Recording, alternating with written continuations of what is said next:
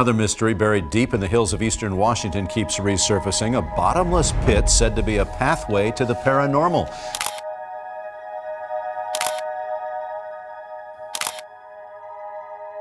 Right in eastern Washington lies a strange hole, Mel's Hole, a seemingly bottomless pit wrapped in mystery.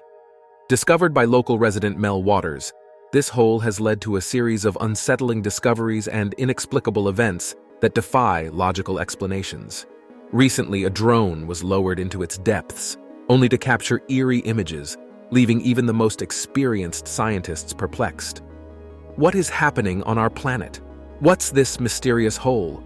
Join us as we delve into the mind-blowing story of Mel's Hole and the terrifying secrets hidden within its dark depths. Chapter 1.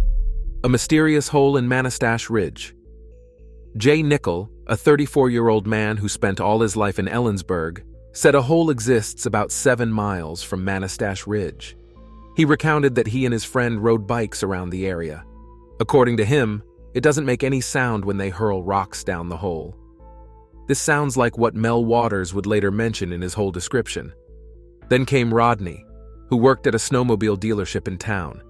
According to him, the story of a hole in the ridge had been common for decades, but he had never seen it. Mel Waters, a man searching for tranquility, is drawn into a mystery. Seeking a quiet and solitary place to live, he purchases a property in Manastash Ridge and settles there with his wife. Little does he know that a few meters from his new home lies a mysterious hole, seemingly decades old, waiting to be discovered. According to Mel's description, this wasn't an ordinary hole. It has a large circular shape and is about 9 feet wide, encircled by a stone wall. After about 15 feet, all that you would see is complete darkness. For years, the hole had been the dumping site for Mel's neighbors. When Mel found it, he said he and his wife also disposed of trash. However, this hole never fills up. It keeps taking the trash, but still has space for more. Mel became curious. One of the hole's most perplexing aspects is its silence. When objects are thrown into it, there is no echo, no indication that they have reached the bottom. To probe this enigma, Mel, drawing on his skills as a fisherman, decided to measure the depth of the hole. He attached a 1-pound weight to a fishing line and lowered it into the pit. Astonishingly, after 4,500 feet of line, the weight had still not touched the bottom. Mel was not bothered. He was bent on knowing the hole's depth. So he pushed the line back up and attached a lifesaver candy to it. This was to know if there was water in the hole. He released the lifesavers, but they were dry when he pulled them back up. This experiment showed that there was no water in the hole. Then, Mel attached more lines to the fishing line and let them down into the hole. He did this until he had used up to 10,000 feet of line, yet there's no bottom in sight. He continued until he had used up to 80,000 feet of lines. Yet, there's no bottom. Mel couldn't keep his discovery to himself, so he decided to tell the world about the mysterious hole in his backyard. Could this be what led the government to the site and the subsequent use of drones in the hole? Keep watching to find out. Chapter 2. Art Bell Radio Program.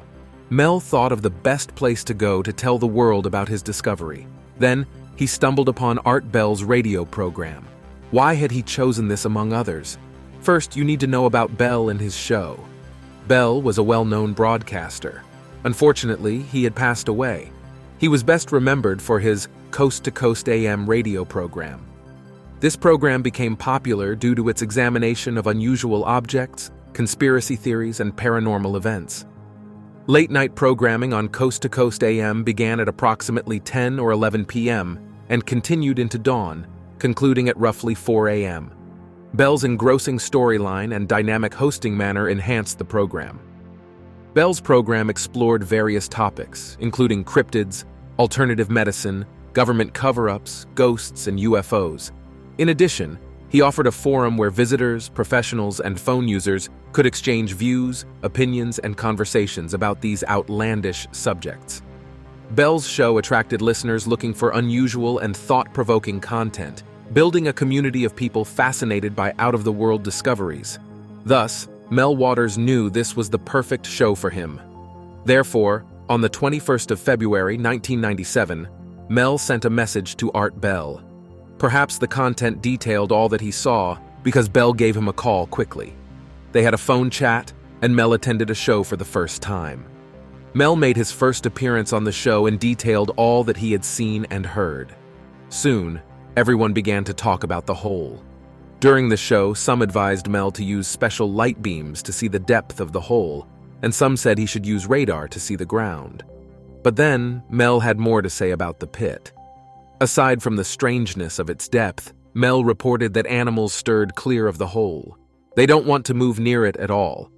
They always act as if something frightens them from the hole. He also detected that odd and unclear signals affect his radio whenever he nears the hole. There was an occasion when his radio started playing some tunes that had reigned decades ago. When he tried to change the station, he discovered that it only changed to a 1967 baseball game. This was more than 30 years ago. The area around the hole is always silent, like a graveyard. But then, while animals stir clear of it, plants seem to have no problem at all.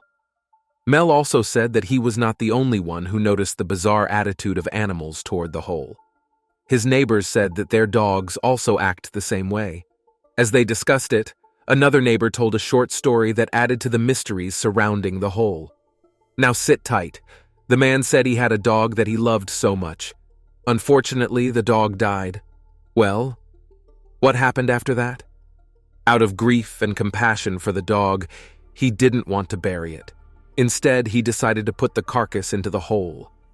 But after a few days, the man said he saw the same dog running in the forest. What? Could this be true? The man said he had called the dog, but it hadn't answered. The dog only kept running as if something was after it. Can we then say Mel's hole has a strange power to bring the dead back to life? Or how best do we explain the mystery behind the resurrection of a dead dog in a hole?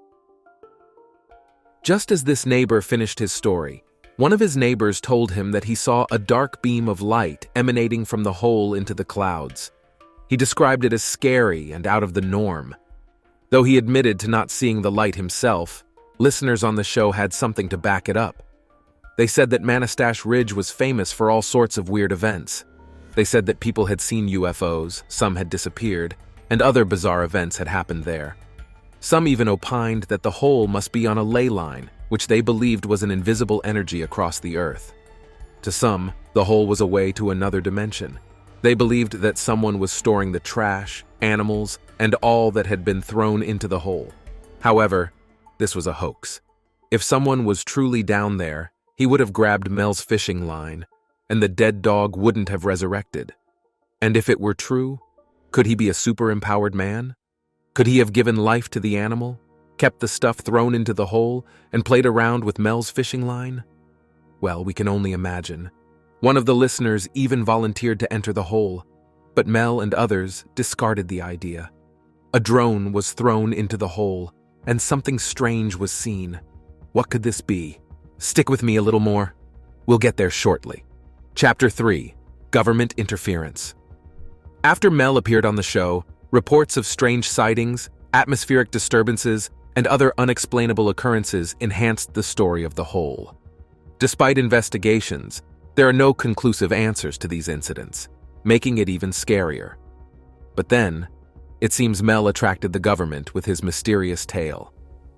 4 days after the show, armed military troops suddenly blocked the road leading to his home. More surprising was that the soldiers didn't allow him to enter his land. This startled him, and when he asked for an explanation, he received a confusing reply. The soldiers said there had been an aircraft accident on the land. However, Mel had not noticed anything similar. There were no outward indications of the incident, such as smoke or debris. Mel tried to interact with the authorities by requesting to talk with a higher-ranking official, but he was met with ambiguous and intimidating answers. When he insisted on knowing what was happening because, after all, this was his territory, they threatened him, saying they might discover evidence of his guilt, like a drug lab, on the land. Mel responded that he would make all this public, but the cop laughed it off. Mel tried to seek clarification and reason with the authorities, but the situation remained secretive. After this event, Mel appeared again on Bell's show and recounted what he had experienced. A caller cleared the mist surrounding the sudden appearance of soldiers. The caller said Mel's property was close to the Yakima Training Center, a government facility, which could have triggered the military's appearance. But after this occurrence, Art Bell tried to call Mel to the show again. However, he couldn't connect with him. Nobody knew what happened. He literally disappeared. What had happened to Mel? Was that the end of the story? No. But before I continue, here is another strange event around the hole. After the government interference, airplanes were not allowed to fly over Mel's land again. Then, on a website that shows a satellite picture of the Earth, the area around Mel's hole was a black square. Some believed Mel saw the black square online and decided to build an intriguing story around it. But here's the twist. The website showing the black square started 6 months after Mel announced the hole to the world. This debunked the fact that he made up the whole story around it. But why are planes stopped from flying over the whole area? Could this be linked to what the drone found in the hole? Well, keep watching to find out. Chapter 4. Mel's return to Art Bell radio program. After 2 years, Mel unexpectedly returned to Bell's show. Where had he been hiding? Mel had a new tale to tell. 3 years earlier, he was caught up in an odd chain of circumstances when he was supposed to make his third appearance on the radio show. After assisting his nephew with moving into an apartment, he caught a bus back to Olympia. However, transit authorities stopped the bus due to a fight among the passengers. He alighted from the bus, and after being escorted onto a different bus along with others, he passed out. He had no idea of what befell him. Subsequently, he discovered himself in a San Francisco dirt alley. He later discovered that he had been there for the past 12 days. In addition to having an IV line in his arm for no apparent reason, his personal belongings were gone. 3 of his molars were missing, and he could taste blood in his mouth. Mel then contacted his nephew to ask for assistance getting back to Olympia. But there's more trouble. He checked his account balance and discovered that all his money was gone. Then, the government broadcast that he had built houses, roads, and the like, while he didn't do any of this. After that, he was offered an amazing offer: a lifelong lease on his land in return for a substantial monthly payment of $3 million. But there's a condition. He had to move somewhere else and keep quiet about the pit. Thus, Mel took the money and moved to Australia. But right now, Mel had decided to go against the agreement. He was ready to spill out everything that had happened to him. But that's not all. He had new stories to tell. And guess? It's about a second hole. Mel first came on the show and told the tale of a rare dime. The dime has an image of President Roosevelt inscribed in 1943. This was an anomaly, though, because there was no dime with the image of Roosevelt that year. The coin's mint mark, which typically indicates where it was made, further complicated matters. This dime was unusual because it included B, an odd detail given that no city connected to the minting of American currency had ever been named after a letter. Mel sent it to a professional coin appraiser. But when he checked in again a few days later, the appraiser claimed that the Treasury Department had claimed the coin. But why would they act in that way? There are many different explanations and speculative ideas regarding this unusual coin. According to some theories, the coin can be connected to Mel's hole-related extraterrestrial occurrences. Speculative factors surround Mel's hole, including stories of time distortions connected to the location. People who have reported seeing strange time-related phenomena near the purported location have detailed these events. A few people said they had noticed irregularities connected to time close to the hole. These legends commonly claimed time dilation, in which time appeared to move more slowly than usual, or incidents of clocks or other timekeeping devices supposedly malfunctioning randomly. While some described missing time instances where they could not account for a portion of their experiences, others claimed to have seen odd oscillations over time. Several explanations have been proposed for these purported time-related events connected to Mel's hole. Theories regarding how gravitational anomalies could produce time dilation effects and interdimensional rifts were among the theories floated. However, without hard scientific proof or thorough research, these occurrences and speculations are still only conjectural elements connected to the mystery of Mel's hole. As per the Dime, Mel had a different story to tell, and this led to the revelation of the second hole. He said that a Native American tribe from Nevada reached out to him. They've heard about his first hole, and surprisingly, they have a hole around them as well. So they called on Mel to see if he could help unravel the mystery since he had experienced a similar circumstance. So, Mel went to Nevada to explore another mystery. First, they took him aside and questioned him about the first hole. Then, they took him to the location of the second hole. Like the first hole, the question on everyone's mind was, what lies beneath this hole? This second hole wasn't on Native American land, but in a public area where the Basque lived. The Basque are a tribe that came to Nevada in the 1800s to herd sheep. The Basque said that the hold has been there for at least 200 years, but the Basque were more careful. They didn't dispose of dirt in the hole. Instead, they saw the hole and its environment as a sacred place. The hole was the same width as Mel's first hole, around 9 feet wide. But instead of a stone wall around the edge, this hole had a metal ring around it. Aside from all these, the hole has something more spectacular. Mel discovered that the hole felt warm. When he accidentally dropped a metal near the ring, it crashed. This was unusual. Metals ought to make a striking sound when they meet. But that wasn't the case with the second hold. You would think that's all to the mystery. But that's not it. Mel and the Basques decided to carry out some experiments. They want to know what it looks like to be in the hole. So first, they lowered a bucket filled with ice into the hole and kept some ice at the top to see the reaction from the two. When the ice on top melted, they pulled out the ice in the hole. To their utter dismay, the ice didn't melt at all and wasn't cold anymore. Instead, it was dry like white chalks. They then decided to melt the ice with fire. The result was unbelievable. The ice caught fire and kept burning for months. However, when they repeated the experiment, the results were inconsistent. Thus, they couldn't lay their hands on a particular theory. One of the men then volunteered to enter the hole, at least to see what was there. He stood by the hole and was about to step in when Mel and others screamed out. That wasn't a good idea, considering the heat coming from the hole. Therefore, instead of doing that, they decided on another plan. They decided to lower a sheep into the hole and see what happens. Just like the first hole, animals are wary of this hole. They chide away from it as if something frightens them. So, this sacrificial sheep, so to say, wasn't willing to enter the hole. Therefore, it struggled vehemently with the people. But they had made up their minds. So, they hit the sheep in the eye and threw it into a box. The sheep struggled in the box as they laid it into the hole. As soon as it entered the hole at close to 1,000 feet, the sheep stopped struggling. The box wasn't moving. Perhaps the sheep had decided to adapt to the heat. But that wasn't the case. Everything around them felt strange. They left the sheep in the hole for about 30 minutes and then moved it out. Everything looked normal until they opened the box. They discovered that the sheep wasn't moving again. It had died.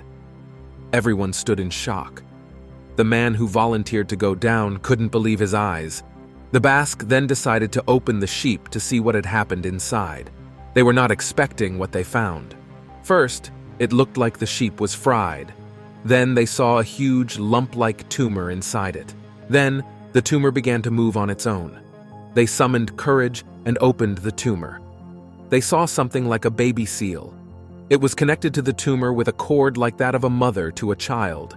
However, it didn't look like an animal because it had the eyes of a human. The creature moved to the edge of the hole and made gestures that showed it wanted to return to the hole. Mel moved close to it and placed it near the hole. The creature looked at Mel for a few hours, then jumped into the hole. One of the Basques decided to move with some of the burning ice to keep his cabin cool. But was this a good decision? You will soon find out. Mel left Nevada, but unknown to him, The creature had cured him of a serious cancer in his throat. Before traveling down, his doctor told him that he had a limited chance to live. But when he returned, he wasn't sick anymore. Thus, the second hole seems to have a kind of healing property. This is somehow related to the first hole that brought a dead dog back to life. This short story captivated the hearts of everyone listening that night. But that's not the end of the story.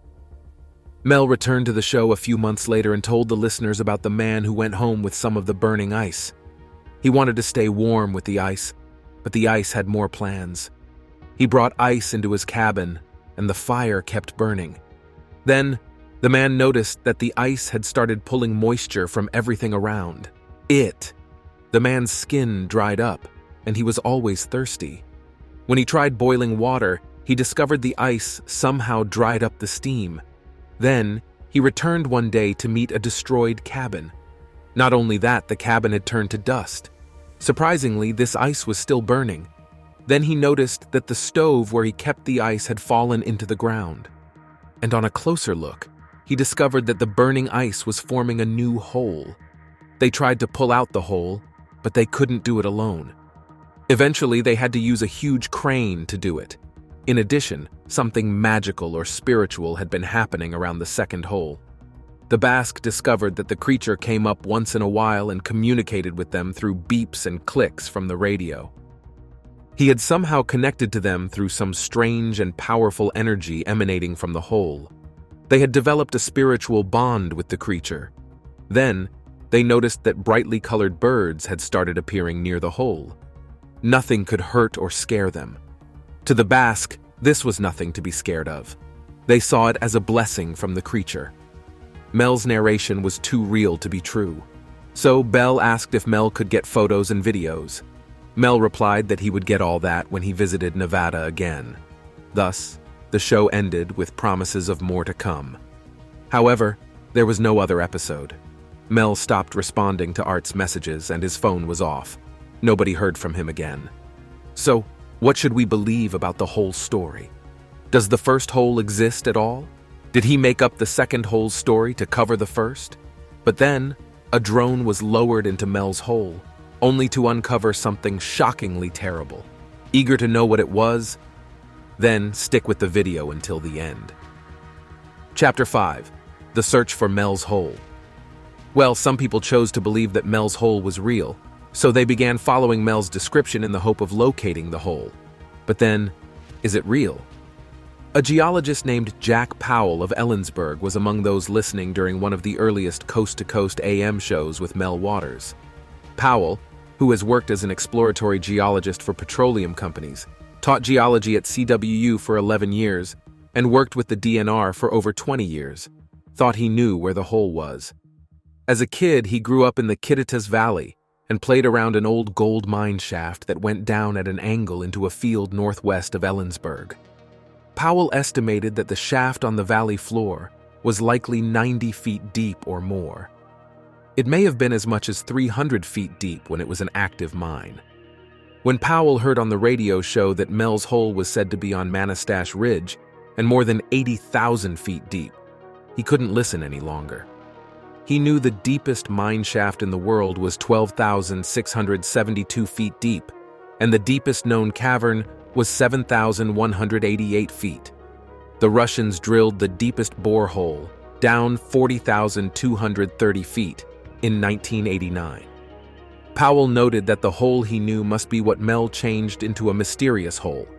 He had 30 years of experience in the geology of eastern Washington, especially lower Kittitas County and Manastash Ridge. Powell noted that geologically and physically, having such a deep hole is impossible. According to him, it would collapse into itself under the tremendous pressure and heat from the surrounding layer. He concluded that Mel Waters must be talking about the hole northwest of Ellensburg on private property, fenced with barbed wire and not too far from state DNR lands. He believed Mel used this hole to build a story around his mysterious hole on Manastash Ridge. However, in 2001, Seattle area discussion group members studying Mel's hole contacted Powell. Why? They wanted access to geological information and to research Mel's hole. To them, the Mels hole exists. The group visited him, and he gave them a thorough lecture on the Manastash Ridge geology. He then led them to the old mine shaft and told them it inspired the mythical Mels hole. The hole on Manastash Ridge doesn't exist, he said. However, the group didn't leave the possibility of finding Mels hole.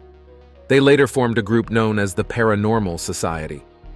Among the searchers bundled up for cold weather were a physicist, a father and son from Seattle, 3 Los Angeles amateur filmmakers, a family from Enumclaw, members of a Vancouver, BC-based paranormal investigation team, and a shaman known as Red Elk.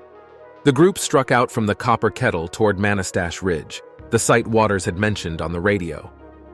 Mels hole, they believe, could be a massive lava tube, or what Lefebvre calls a Mount Rainier blowhole. But Pat Pringle, a geologist with the State Department of Natural Resources, said the area's landscape, formed more than 12 million years ago by a volcanic lahar, makes a hole of such depth unlikely. He admitted that odd things exist in nature, but doubts a hole like Mels is possible in the brittle volcanic rock near here. Even if it is, he's sure the heat of the earth would snap a fishing line long before it reached 80,000 feet. Lefebvre, though, remained convinced that Mels hole would be a great find, and possibly a sign of great danger. According to her, every geologist in the world ought to find Mels hole. So, if you are a geologist out there but have not attempted to find the hole, you are not a geologist yet. The searchers came prepared, carrying maps and metal detectors. One had a global positioning system reader. As they hiked up the trail, Red Elk, the shaman, assumed the lead. He said he'd seen the hole in 1961. Red Elk is a Native American shaman or medicine man who claimed his father showed him the hole in 1961. According to him, it's an endless hole, and strange things happen when you go near it. He even nicknamed it the Devil's Hole. He also said that the government has a secret base there, a very small underground base, and that he had seen alien activity around the area. He described a huge spacecraft appearing and hovering over the hole. During the summer solstice, he said spacemen load and unload things at the hole before flying away. No one could vet his explanation because he was his own witness. No one else saw it. The party listened to him but still continued their search. Betsy Wise of California walked with a metal detector slung on her back. She suffered from migraines and hoped to find an answer to the headaches out here. After all, Mel said the hole has some magical abilities. Others were drawn by a more spiritual impulse, viewing the hole as a clue to how the universe is ordered. After 10 minutes, the group reached a cattle gate, where slash piles and clear-cut ridges defined the landscape. Red Elk wore a pouch around his neck containing a $50-sized piece of squashed pewter. He said the object, found in the middle of a road, was from a UFO. He said the place to search was a jumble of tree limbs and stumps off to the right. He then told them to dig in while he took a break. A few people scrambled over to the pile while others milled about. They discussed how to measure gases leaking from the earth through the hole, argued over whether a mass spectrometer, a frightfully expensive machine that measures ions, would help, and lamented not bringing a Geiger counter. Sean Kennedy of the Paranormal Amateur Research Association in Vancouver, BC, checked the coordinates on his GPS receiver. Inspired by Ghostbusters to plumb the unexplained, he considers searches like this a hobby. Up on the ridge, the search was bogging down. Red Elk had long since given up, preferring instead to lecture on a world called Inner Earth beneath the surface. Tim Withy of Auburn, the resident skeptic on the expedition, doubts there is a Mels hole. The others, he said, are too quick to accept Waters' story. Eventually, he exclaimed that the search wasn't scientific. He called it an adult cartoon. But back at their base camp, one of the searchers saw something intriguing. An offshoot of the party drove farther down the road and stopped at an old driveway with a chain between 2 sagging posts. The area seemed promising, as one of them screamed that the hole would be there. Thus, they decided to embark on another search of the mysterious hole. Ask a scientist about Mels hole, and you'll likely be laughed at. But the people searching for Mels hole don't expect everyone to believe them. They're used to being called crazy. For Los Angeles filmmaker Buddy Bolton, at least, what the public thinks is hardly the point. He called it an exploration of faith and believed there was a touch of reality to it. At the Northwest Museum of Legends and Lore, Phil Lipson said he's heard the stories and believed a hole exists. However, he had never seen the hole, even though he had also led an expedition to find it. He believed it was a true event, but never uncovered it. What, then, should be our conclusion? After all, a rumor says that a drone entered the hole and found something strange. Could that be false? Well, here's another search party side of the story. In 2017, paranormal enthusiasts and people fascinated by Mel's hole teamed up with GoPro cameras, lights, and strings in hand in hopes of catching a glance into the abyss. Suddenly, they were led by coordinates from a Reddit thread to a random farm that might be connected to Mel's hole. When they arrived, they were met with the sheer depth of the chasm, which defied easy explanation. They threw rocks since they could not figure out the bottom, which increased the mystery around this fabled hole. The group used binoculars to see a mysterious person watching them from a distance. But before carefully reviewing the video they had taken, they felt compelled to leave immediately. Later on, the group found a beetle in the enormous hole. But then, this doesn't look enthralling like what Mel said about his hole. Thus, Mel's hole has not been found. Scientists, geologists, and enthusiasts are still looking for the mysterious hole. It turned out that no drone was thrown into the hole. It was a rumor, after all. It's not real. Here's a final shock. There's no record of Mel Waters living in Ellensburg. Could he have them been fooling the world? Well, we can only wait. Thanks for watching another episode of Beyond Discovery. While you're still here, check out the other videos you see on your screen.